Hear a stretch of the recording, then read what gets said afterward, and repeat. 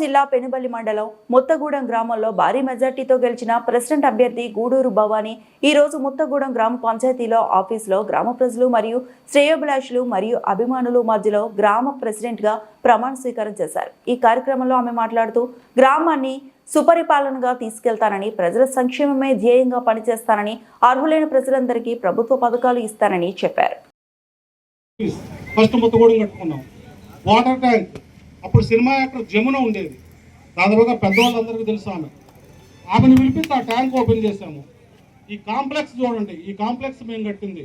ఆ స్కూల్ చూడండి, ఆ స్కూల్ మేము కట్టింది. ఆ దేవాలయం చూడండి, ఆ దేవాలయం మేము కట్టింది. ఆ హై స్కూల్ చూడండి, హై స్కూల్ మేము కట్టింది. ఈ డ్రైనేజీలు చూడండి, ఈ డ్రైనేజీలు మేము కట్టించింది. నల్దాల రోడ్డు, తర్వాత అవతల రోడ్డు, ఇటు గుడికాడికి పోయేటప్పుడు రోడ్డు, గుడి రోడ్డు. అప్పుడు ఆ నల్లజాల గండిలో దోళ్ళ దిగబడితే పేకటానికి పోయేవాళ్ళు కాదు, వాళ్ళు దిగబడతారని. అలాంటి రోడ్డుని ఎక్కడి నుంచి అక్కడికి 4 సార్లు మెటల్ రోడ్డు చేశాను నేనే. ఏ కార్యక్రమం అయినా సరే మేము చేసింది. మేము వేసిన స్తంభాలకు లైట్లు వేసో, లేకపోతే మేము వేసిన పైపు లైన్లకు నీళ్ళు ఇచ్చో, అదేదో దేశాన్ని ఉద్ధరించినట్టు చెప్పడం కాదు. మనుషులు ఒక ఎమ్మెల్యే పక్కన ఉంటే ఒళ్ళు తెలియకుండా పోవాల్సిన అవసరం లేదు. ఎమ్మెల్యే పక్కన ఉంటే దాన్ని సక్రమం వాడుకుంటే పై చేయేది, వాళ్ళు మన ఊరు వచ్చినా పై చేయేది. ఒక సందర్భంలో నేను హైదరాబాద్లో ఉన్నాను. సూరారెడ్డి గారు అబ్బాయి చనిపోయాడు, కారణాలు ఏవైనా కావచ్చు. 10ంటికి శవం వస్తే 6 దాకా శవాన్ని తల్లిదండ్రులు చూడని పరిస్థితి మన ముత్తగూడెం దరిద్రానికి చుట్టుకుంది. అది ఎందుకు వచ్చింది? కానీ ఇంతకుముందు అట్లా జరగల. తిరువురు పైన కూడా ముత్తగూడెం అంటే వాళ్ళ అమ్మ ముత్తగూడమా నాయన మీకు ఒక దండం మీరు పోండి అనేవాళ్ళు. కానీ వాళ్ళు మన ఊరు వచ్చినా అయ్యా మీ జోలి మేము రావనే వచ్చావు అనేవాళ్ళు. అలాంటి దాన్ని ఈ స్థితికి తీసుకొచ్చారు. ఆ ముత్తగూడెం ఏముంది అనే పరిస్థితికి వచ్చింది.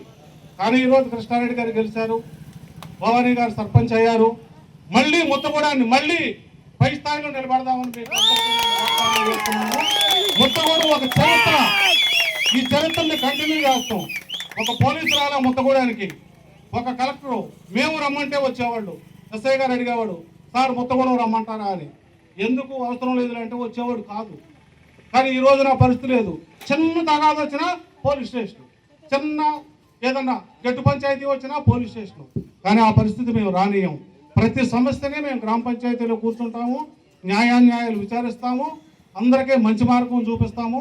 ప్రతి పిల్లలు చదువుకుంటారనే ఉద్దేశంతో ఆ రోజున హై స్కూల్ కట్టాము.